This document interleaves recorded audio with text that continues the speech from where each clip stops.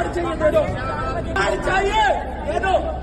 हम लोग सिस्टर भाई मेरे बेटी को कार्ड चाहिए, मेरा बेटी का ब्लड आ रहा, ब्लड नीचे से ब्लड आ रहा, कार्ड चाहिए दे दो, नीचे से ब्लड आ रहा, कार्ड चाहिए दे दो। सर हम ऐसा नहीं कर सकते। क्यों नहीं कर सकता, क्यों नहीं कर सकता?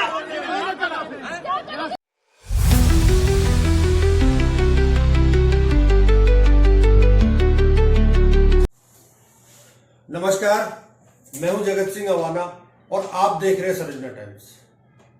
दोस्तों, आपने इस देश में कई महानुभावों से ऐसे ऐसे डायलॉग सुने होंगे कि जिन पे उस समय तो आप यकीन कर लेते हैं, परंतु जब वो डायलॉग धरती में मिल जाते हैं, जमीन में मिल जाते हैं, या यूं कहे गर्त में चले जाते हैं, तब आप क्या सोचते हैं?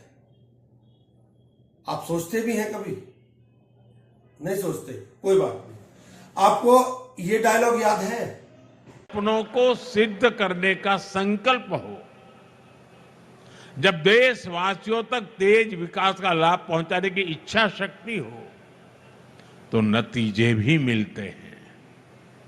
हमारी हवाई सेवा और इससे जुड़ी इंडस्ट्री इसका बहुत बड़ा प्रमाण है। आपको याद होगा 2014 में जब देश ने मुझे अवसर दिया तो मैंने कहा था कि मेरा सपना है कि हवाई चप्पल पहनने वाला भी हवाई सफर कर सके। इस सपने को पूरा करने के लिए बहुत जरूरी था कि देश में नए नए एयरपोर्ट बनाए जाए। आया? बिल्कुल आया होगा याद आपको। दरअसल ये डायलॉग प्रधानमंत्री, हमारे देश के प्रधानमंत्री, यशस्वी प्रधानमंत्री श्री नरेंद्र दामोदर दास मोदी जी का है। आप इनके डायलॉगों पर मत जाइए, आप इनका जो कार्यशैली है उस पर जाइए। इनकी कार्यशैली जो बोलेंगे उससे अलग होती है। आपसे आज बोलेंगे 15 लाख खाते में आएंगे, आप 12 साल तक इंतजार करेंगे लेकिन नहीं आएंगे। किसानों से आप बोलेंगे कि आपकी इनकम दुगनी हो जाएगी 2022 तक, वो आज 2025 का अंत चल रहा है, आखिरी महीना चल रहा है, अब तक नहीं हो पाए।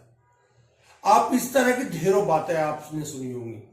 नोटबंदी कर दूंगा, काला धन आ जाएगा, जीएसटी लगा दूंगा तो सस्ता हो जाएगा, और जीएसटी अब हटा दी तो उसका महोत्सव मना लो। ऐसा माहौल इस देश में आपने कई बार देखा होगा, परंतु एक जो आज मैं बात कर रहा हूं वो पिछले हफ्ते का ऐसा माहौल है कि जो इस देश के हर नागरिक ने, उस नागरिक ने झेला है जो फ्लाइट से सफर करता है। फ्लाइट में सफर करने का यूं तो हमारे देश के सभी नागरिकों का मन करता है, सभी की इच्छा होती है कि मैं भी जहाज में घूमूं, परंतु कई लोगों की वो रेंज से बाहर हो जाता है। और रेंज से बाहर ऐसा नहीं है कि उन्हीं की उससे होता है, उनकी रेंज से भी बाहर हो गया ये पिछला हफ्ता, जिनकी रेंज में आए दिन फ्लाइट में सफर करना लिखा हुआ था। ऐसा क्या हुआ, क्यों हुआ, क्या घटना घटी? हवाई चप्पल पहनने वाला व्यक्ति, पहनाकर फ्लाइट में यात्रा करवाने वाला व्यक्ति पुतिन के उसमें स्वागत समारोह में लगा रहा। उसने ध्यान नहीं दिया कि देश में क्या चल रहा है। हमारे जो नागरिक उड्डयन मंत्री हैं वो कंट्रोल रूम में बैठे हुए हैं। आप एक बार देख लीजिए क्या कर रहे हैं कंट्रोल रूम में, कैसा कंट्रोल रूम है। आप खुद इस कंट्रोल रूम को देखकर हंसेंगे कि अगर ये हमारे जहाजों का कंट्रोल रूम है तो फिर इस देश में कुछ भी संभव है। एक बार देख लीजिए। जनता परेशान, लेकिन जीत हुई इंडिगो की। पायलटों की छुट्टी और आराम के जिस प्रावधान को इन्हें वापस ले लिया है। डीजीसीए पायलट से अपील करने का नाटक क्यों कर रहा है? क्या पायलट के कारण यह संकट पैदा हुआ? क्या डीजीसीए इतना मजबूर है कि अपील कर रहा है और एयरपोर्ट पर लोग बिलख रहे हैं? इंडिगो के माफीनामे से दूर हो जाएगी? फ्लाइट कैंसिल करने के लिए डीजीसीए इंडिगो के खिलाफ कार्रवाई कर पाएगा, या प्रधानमंत्री मोदी नागरिक उड्डयन मंत्री और डीजीसीए के खिलाफ एक्शन लेंगे? ये दोनों सवाल आप ही सरकार से पूछ लीजिए। के सांसद हैं, अपने मंत्रालय के कंट्रोल रूम का यह फोटो ट्वीट कर रहे हैं। आप जो भी इस वीडियो को देख रहे हैं, जरा बताइए कि इस कंट्रोल रूम से मंत्री जी क्या हासिल कर रहे हैं, क्या यह कंट्रोल कर रहे हैं? और यह है मंत्रालय का कंट्रोल रूम। इसमें है क्या कुर्सी टेबल के अलावा? यह कंट्रोल रूम है, इसे देखकर किसी को भी हंसी आनी चाहिए। क्या मंत्री जी किराया कंट्रोल कर रहे हैं?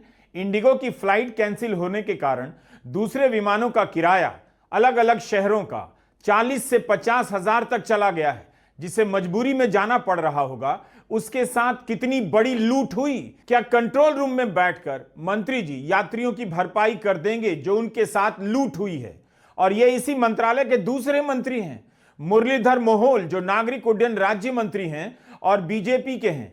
इनके ट्विटर हैंडल पर तो इस बात का जिक्र भी नहीं मिलता कि भारत के एयरपोर्ट पर हाहाकार मचा है। 17 घंटे से 10 और मसले पर ट्वीट कर रहे हैं, मगर हवाई यात्रियों की परेशानियों को लेकर एक भी ट्वीट नजर नहीं आया। इन मंत्रियों के रहते डीजीसीए अगर इंडिगो के आगे झुक गया तो कौन सी बड़ी बात हो गई। पायलट संघ ने भी डीजीसीए के पलटने पर अफसोस जताया है।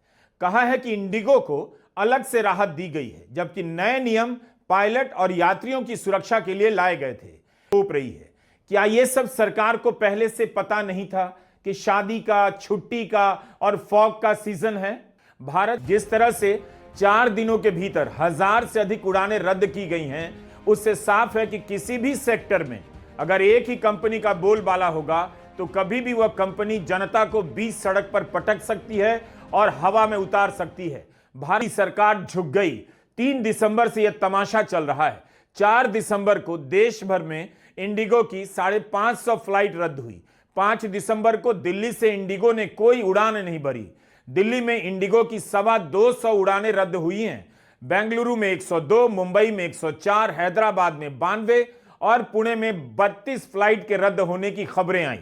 चंडीगढ़ एयरपोर्ट से 15 उड़ानें रद्द हुई और 25 उड़ानें घंटों घंटों की देरी से चल रही हैं। इन 6 शहरों में कुल 570 फ्लाइट रद्द हुई है। आने और जाने वाली दोनों फ्लाइट इनमें शामिल हैं। 4 दिनों में 1000 उड़ानें रद्द हुई हैं। देश में 137 देश की और इंटरनेशनल 137 उड़ान भरने वाली इंडिगो ने पिछला हफ्ता इस देश की उस राजनीति को, या यूं कहे इस देश की उस घमंडी राजनीति को तार तार कर दिया, जिसमें वो जो चाहते थे ईडी, सीबीआई, इनकम टैक्स, इनके जरिए किसी को भी हिला देते, परंतु इंडिगो को नहीं हिला पाए। इंडिगो ने जो चाहा वो किया। इंडिगो के जो मालिक हैं उन्होंने जो चाहा वो हुआ। इंडिगो के जो मुनाफाखोर हैं उन्होंने जो चाहा वो हुआ। राहुल भाटिया ने कनाडा के वाटरलू विश्वविद्यालय से इलेक्ट्रिकल इंजीनियरिंग की पढ़ाई की है। वो बिजनेसमैन कपिल भाटिया के बेटे हैं और उनके पिता की दिल्ली एक्सप्रेस नाम की एक ट्रैवल एजेंसी थी। राहुल भाटिया के नेटवर्थ की बात करें तो साल 2023 की हुरन ग्लोबल लिस्ट के अनुसार उनकी $3.5 बिलियन से ज़्यादा की नेटवर्थ है। वहीं इंडिगो के शेयर्स में 2025 में शानदार तेज़ी से राहुल भाटिया की संपत्ति $10 बिलियन से ऊपर है। हैरानी की बात यह है कि यह रकम इंडिगो के सालाना कारोबार से भी ज़्यादा है और 2015 में जब कंपनी शेयर में आई थी उस समय कंपनी की कुल वैल्यू से दोगुनी से भी ज़्यादा है। इंडिगो एयरलाइन को राहुल भाटिया और राकेश गंगवाल ने मिलकर शुरू किया था, लेकिन धीरे धीरे इनके रिश्ते में जब दरार आने लगी तो मतभेद ज़्यादा बढ़ गए। मीडिया रिपोर्ट्स के अनुसार गंगवाल ने इंटरग्लोब एंटरप्राइजेज के जरिए भाटिया के इंडिगो पर कंट्रोल, पार्टी ट्रांजैक्शन और बोर्ड के काम की ट्रांसपेरेंसी पर सवाल उठाया। साल 2019 में राकेश गंगवाल ने सीधे सेबी के पास शिकायत कर दी। फिर बात इतनी बिगड़ गई कि केस कोर्ट कचहरी और लंदन आर्बिट्रेशन तक पहुंच गया। फरवरी 2022 में गंगवाल ने बोर्ड से इस्तीफा दे दिया और साफ कह दिया कि अगले 5 साल में वो अपनी सारी हिस्सेदारी मार्केट में बेच देंगे। उसके बाद से उन्होंने धीरे धीरे अपना हिस्सा बेचना भी शुरू कर दिया। गंगवाल के साथ मतभेद होने के बावजूद इंडिगो की ग्रोथ पर फुल स्टॉप नहीं लगा। साल 2023 में इंडिगो ने एक दिन में 2000 से ज़्यादा फ्लाइट्स ऑपरेट की और ये किसी भारतीय एयरलाइन का ये पहला रिकॉर्ड है। राकेश गंगवाल के इस्तीफा देने के बाद राहुल भाटिया ने इंडिगो एयरलाइन की पूरी कमान अपने हाथ में ले ली। कहते हैं राजा जब मगन होता है तब देश का पतन होता है। मैं ये तो नहीं कह सकता कि देश का पतन हो रहा है, परंतु मैं ये जरूर कह सकता हूं कि देश के हर उस नागरिक का पतन हो रहा है जो इस देश की अर्थव्यवस्था को समझता हो, अंधभक्ति से अलग हटकर बात करता हो। एक वरिष्ठ पत्रकार है अशोक वानखेड़े, उन्होंने अपना अनुभव शेयर किया है अपने YouTube चैनल पर। मैंने उनके YouTube चैनल से उनका अनुभव उठाया है और मैं आपको सुनाना चाहता हूं। आप एक बार सुन लीजिए क्या बोल रहे हैं ये साहब। तो आपने दिल्ली मुंबई उस एयरपोर्ट का सीन दिखाया। उस एयरपोर्ट पे जाइए जो बहुत छोटे एयरपोर्ट है, या इन्होंने हिंडन में एयरपोर्ट चालू करवाया, उसमें यदि 2 फ्लाइट का लोड है तो बैठने को जगह नहीं है, और 3 फ्लाइट का लोड इकट्ठा हो गया तो आपको एयरपोर्ट के बाहर खड़ा होना पड़ेगा। आप गोरखपुर का गोरखपुर के मुख्यमंत्री है ना, गोरखपुर के एयरपोर्ट पे बताइए 2 फ्लाइट का लोड नहीं ले सकता, अंदर बैठने को जगह नहीं, खड़े खड़े लोग जमीन पर बैठ जाते हैं। और मैं भुक्तभोगी बता रहा हूँ। 18 नवंबर डेट बता रहा हूं मैं, 18 नवंबर इंडिगो का flight 6E6696 Delhi to Nagpur. Flight का समय था 6:45 पर। रात को 8:35 पर पहुंचना था। 9 बजे मुझे किसी एक कार्यक्रम में जाना था, मेरा एक प्रोग्राम था, तो मैंने बोला मैं 9 बजे तक पहुंचूंगा। तो उन्होंने कहा कि 9:30 बजे तक भी आएंगे तो आपका आखिरी टॉक होगा, उसके बाद डिनर के लिए ब्रेक होगा। मैं 12 बजे पहुंचा रात को, 4 घंटे लेट। वो इसलिए कि इसमें सब मैं बता रहा हूं कैसे कैसे होता है। इन्होंने 6:45 को फ्लाइट में हमको बिठा दिया, दरवाजे बंद नहीं हुए, पूरा जैसा रेगुलर जाते तो हमको पता है कि वो बोलता है कि बोर्डिंग कंप्लीट, डोर्स क्लोज। उसके पहले होता है कि airline staff please deboard the flight. दरवाजे खुले, 15 मिनट हो गए, 20 मिनट हो गए, आधा घंटा हो गया, 1 घंटा हो गया। लोग चिल्लाने लगे क्या हो गया? बोला कोई टेक्निकल फॉल्ट है। 2 घंटे हो गए। उसके बाद डीबोर्ड किया गया, क्योंकि 2 घंटे से ज्यादा तुम फ्लाइट में नहीं रख बिठा सकते फ्लाइट यदि ग्राउंड पे हो तो। फिर वापस आ गए, फिर हमारी पुलिस चेकिंग हुई, बैग चेक हुए जो हाथ में थे, उसके बाद हमको बिठाया गया। उसके बाद 1 घंटे के बाद बोले चलो अब फ्लाइट पे चलते हैं। तो पूछा गया क्या हुआ, टेक्निकल प्रॉब्लम था। तो सारे पैसेंजर्स ने कहा कि प्लेन बदलो, हम इस फॉल्टी प्लेन में नहीं जाएंगे। तब आके उन्होंने बताया कि फॉल्टी प्लेन नहीं है, प्लेन ठीक था, पायलट नहीं था। पायलट क्यों नहीं था? कि जिस पायलट की ड्यूटी थी नागपुर ले जाने की, उस पायलट के फ्लाइंग आवर्स आधे रास्ते में ही पूरे हो रहे थे। जो आधा रास्ता क्या हवा में से कूद के तो नहीं जाएगा खाली छोड़ के प्लेन। वो डीजीसीए से बोल रहा था कि मुझे और आधा घंटे के लिए मुझे एक्स्ट्रा दो। डीजीसीए ने कहा नहीं, रूल्स आर रूल्स। तो नया पायलट आया। नया पायलट जो आया, वो पायलट आता है तो फिर उसका मेडिकल होता है, मेडिकल के बाद वो आता है। उसके बाद मैं 1 तारीख की बात कर रहा हूँ, दिल्ली बड़ौदा। मेरी पत्नी, मेरी भांजी की शादी थी बड़ौदा में। मेरी पत्नी फ्लाइट पे बैठी रही। बाद में पायलट आके बोलता है माफी चाहता हूँ, गुड़गांव में एक एक्सीडेंट हो गया था, उसकी वजह से मैं लेट हो गया। बाकी लोग रात को घर से 2 बजे निकलते हैं, 2 घंटे पहले पहुंचते हैं, और पायलट के आधा घंटा पहले पायलट ही नहीं इनके पास। उसके बाद मैं बता रहा हूं, मैं बड़ौदा से आया 3 तारीख को। आप खुद इंतजार कर रहे थे कि मुझे 9 बजे सुबह लैंड करना था और 11 बजे मिड डे मुद्दा करना था। वो मिड डे मुद्दा उस दिन 4 बजे हुआ। क्योंकि हम जब 6 बजे वहां पे 8 बजे फ्लाइट, 8:10 पे फ्लाइट थी, हम वहां पे 6 बजे पहुंच गए। 2 घंटे पहले पहुंचना चाहिए एक अच्छे शहरी होने के नाते। वो फ्लाइट वहां से 4 घंटे बाद निकली, 1 बजे निकली फ्लाइट। क्योंकि दिल्ली से फ्लाइट नहीं आई तो बड़ौदा जाएगी कैसे? दिल्ली से फ्लाइट क्यों नहीं आई? तो पायलट नहीं था।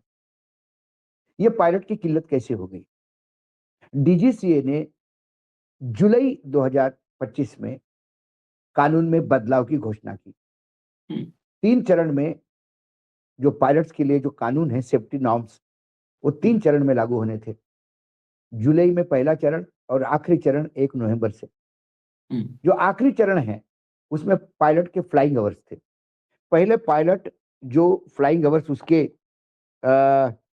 जो मेरे पास जो आंकड़े हैं वो 48 घंटे थे सप्ताह में। वो घट के 36 घंटे कर लिए उन्होंने। और नाइट लैंडिंग जो था, एक पायलट एक सप्ताह में 6 नाइट लैंडिंग कर सकता था, वो उन्होंने 2 कर दिया ताकि पायलट की सेहत हो। अब सवाल ये है कि जब डीजीसीए ये घोषणा करती है तो क्या डीजीसीए ने ये स्टेक होल्डर को, आपने बिल्कुल सवाल सही पूछा, क्या स्टेक होल्डर को पूछा था कि आपके पास इतने पायलट हैं, यदि हम पायलट के घंटे कम करेंगे तो आपको पायलट कम से कम जो है उससे 20 या 25% पायलट बढ़ाने पड़ेंगे। अपने देश में लोगों को लगता है कि इतने फ्लाइंग क्लब है, इतने लोग निकलते, नौकरियां नहीं मिलती, ऐसा नहीं होता। फ्लाइंग क्लब में, किसी भी फ्लाइंग क्लब के पास इंडिया में बोइंग या एयरबस नहीं है। वो छोटे छोटे प्लेन है, वो तुम्हें प्लेन उड़ाने का लाइसेंस मिलता है, कमर्शियल लाइसेंस मिलता है। लेकिन जब आप बोइंग या एयरबस उड़ाने की बात करते हैं तो आपको 6 महीने के लिए बोइंग और एयरबस की ट्रेनिंग लेनी पड़ती है। जब आप एयरलाइन ज्वाइन करते हैं तो पहले तो एयरलाइन खुद करवाती थी, अब पायलट्स इतने हो गए देश में, एयरलाइन कहती है कि भैया ये 20 लाख रुपए का खर्चा है, आप भरो, आपको हम व्यवस्था करते हैं, हम आपको अपॉइंटमेंट देते हैं, आप जाइए एयरबस में फ्लाइंग का कर लीजिए या उसमें कर लीजिए। ये होता है। तो जुलाई से नवंबर आपके पास कितना समय था? क्या आपने ये सोचा कि नवंबर में जब ये होगा तो क्या मारामारी होगी? हमारे यहाँ जिसके पास 500 प्लेन है वो दिन में 2000 फ्लाइट्स करता है। फ्लाइट आती है, लोड होती है, दूसरी जगह पे जाती है। सुबह 6 बजे निकलने वाली फ्लाइट रात को 2 बजे एयरपोर्ट पे पहुंचती है। मेंटेन कब होती है ये भगवान जाने, किस एयरपोर्ट पे मेंटेन होती है भगवान जाने, स्टाफ कहाँ होता है भगवान जाने। एयर होस्टेस पे भी लोड पड़ रहा है। जो ग्राउंड हैंडलिंग स्टाफ है बड़ौदा में, मुझे इतने मैं फ्लाइट घूमता हूँ लेकिन मैं बड़ौदा के इंडिगो के स्टाफ को मैं मानता हूँ एक कारण के लिए, उन्हें बिल्कुल झूठ नहीं बोला। उन्हें कहा कि सर पायलट नहीं है और स्टाफ नहीं है, हम आए हैं ड्यूटी पे सुबह, हमें पता नहीं कि हम कब छुट्टी हो जाएगी हमारी, क्योंकि 4-4 घंटे यदि फ्लाइट डिले है तो हमें पता है कि हमारे 8 घंटे का ड्यूटी अब 16 घंटे की हो गई है, क्योंकि यहाँ भी स्टाफ कमी है। इंडिगो माफी मांग रहा है। किस किस चीज की माफी मांगोगे इंडिगो वालों? 24-24 घंटे आपके फ्लाइट के इंतजार में लोग हवाई अड्डे पर पड़े रहे। एक व्यक्ति, मैं अभी आपको दिखाऊंगा, एक व्यक्ति अपनी बेटी के लिए सैनिटरी पैड मांगता रह गया। किस किस कब से माफी मांगोगे आप? क्या आप उनसे माफी मांग सकते हो जो इस यात्रा से अपने रिसेप्शन तक में नहीं आ पाए? वो भी मैं अभी आपको दिखाऊंगा। क्या आप उनसे माफी मांग सकते हो जो बिजनेस मीटिंग में जा रहे थे और उनकी बिजनेस मीटिंग कैंसिल हो गई और उनको लाखों करोड़ों का नुकसान हो गया? ये भी अभी दिखाऊंगा मैं आपको। क्या आप उनसे माफी मांग सकते हो जो शादी में जा रहे थे और बेचारे शादी नहीं कर पाए? क्या आप उनसे भी माफी मांगोगे कि जो बेचारे सुबह की फ्लाइट लेकर काम के लिए दिल्ली या कहीं पे भी जा रहे थे और शाम की फ्लाइट से वापस आ रहे थे, उनकी दोनों फ्लाइट कैंसिल हो गई, दोनों फ्लाइटों के पैसे उनके चले गए?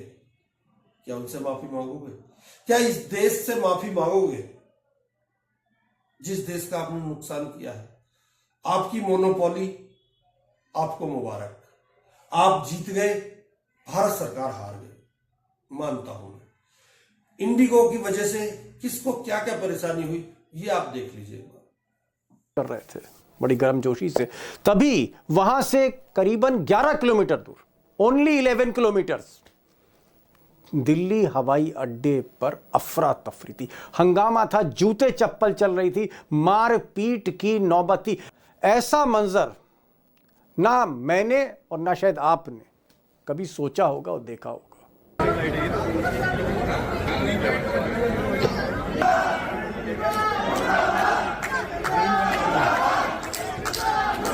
प्यार चाहिए दे दो।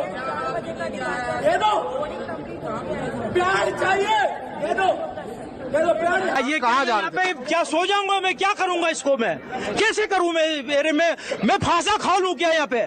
वो मेरे को बोल रहे मेरे को बेच के दो, मैं कैसे लेके जाऊं? मैं सर मेरा लाखों रुपया लगा हुआ है, मैं बर्बाद हो जाऊंगा सर।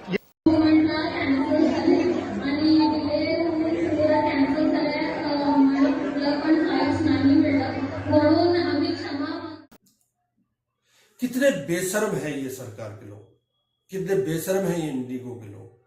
एक बाप चिल्लाता रहा अपनी बेटी के नैपकिन पैड के लिए, उसे नहीं मिली। कैसा है ये षड्यंत्र हमारा? कहां है हमारी आधुनिक टेक्नोलॉजी? कहां है हमारा 2047 का विकास का वो मॉडल? क्या यही विकास का मॉडल है कि एक सैनिटरी पैड ना मिले एयरपोर्ट पर? क्या यही एक वो है कि 24 घंटे एयरपोर्ट पर? आपने स्टेशनों पर भीड़ देखी होगी, परंतु जो भीड़ इस बार एयरपोर्ट पर देखने को मिली, क्या यही 2047 का विकास का मॉडल है? क्या यही मॉडल है कि एक कंपनी को 64% हिस्सेदारी आपने एयरलाइंस की दे दी और वो अपनी मोनोपोली चला रहा है? आपके आदेश को ना मानकर उसने भर्ती नहीं की। आपके आदेश के अनुसार आप 8 दिन में छुट्टी देनी थी उसको पायलट को, उसको उसने नहीं माना, उसने कोई भर्ती नहीं की और उल्टा जहाज रोक दिए। आम जनता को परेशानी हुई। क्या सरकार इस बात के लिए माफी मांगेगी? परंतु सरकार कभी माफी नहीं मांगेगी। क्या सरकार उस मंत्री से इस्तीफा लेगी जिसने ये ऑर्डर दिया कि आप इस तरह से करिए और इतना रेस्ट दीजिए, क्रू को इतना रेस्ट दीजिए, और फिर उस ऑर्डर को कल वापस ले लिया? क्यों किया ये सब? क्या इन बातों का कोई जवाब दे सकता है? क्या इस देश में कहीं कोई मानवता बची है या नहीं बची है? मानवता के नाम पर खोखला ड्रामा आप लोगों ने किया है। आप लोग देश की भावना से खिलवाड़ करते हैं। आप बिजनेस को, अपने पैसे की बात करते हैं केवल। इनसे इंडिगो वालों से भी आपने चंदा ले रखा होगा, जैसे टाटा से ले रखा था और बाकी कंपनियों से ले रखा है। आप कुछ भी कर लीजिए, चंदा दे दीजिए बस। शर्म की बात है। देश का आम नागरिक परेशान है। आप चप्पल वालों को जहाज में घुमाना का सपना दिखाते हैं और जो जहाज में घूमने वाले हैं उन्हें आप एयरपोर्ट पर रोक देते हैं 24 घंटे के लिए। यही आपका वो विकास का मॉडल है और यही आपकी सोच है। आप देश को गुलाम बनाना चाहते हैं। आपने पूरी विमानन एजेंसी को बिल्कुल एक व्यक्ति के गुलाम बना दिया, राकेश के। जब चाहेगा आपकी व्यवस्था को तार कर देगा, धराशायी कर देगा। लेकिन आपको क्या फर्क पड़ता? आपके पास तो अपने पर्सनल जहाज है ना, चार्टर्ड विमान से आप चलते हैं। इस देश के नागरिक का क्या होगा? एक व्यक्ति की वजह से, एक कंपनी की वजह से कितने लोग परेशान हुए। 2000 फ्लाइट रोज उड़ती है इंडिगो की। आप सोच सकते हैं 2000 फ्लाइट में कितने लोग जाएंगे इधर से उधर। 133 इंटरनेशनल और डोमेस्टिक इनकी फ्लाइट है। कितने लोगों को परेशानी हुई होगी? इसका जवाब कौन देगा? बेशर्मी की सरकार है, बेशर्मों की सरकार है ये। केवल वो बात करनी है इन्हें जो इनका फायदा करती है। हिंदू मुसलमान इनसे करा लीजिए बस। ये विकास का मॉडल है इनका। नमस्कार, बहुत बहुत धन्यवाद।